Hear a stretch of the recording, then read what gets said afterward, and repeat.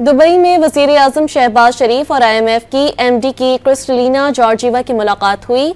गुज़िश्ता रोज़ होने वाली मुलाकात में पाकिस्तान में जारी IMF प्रोग्राम और हुकूमती इस्लाहात के जरिए हासिल होने वाले मैक्रो इकनॉमिक इस्तेहकाम पर गुफ्तगू की गई।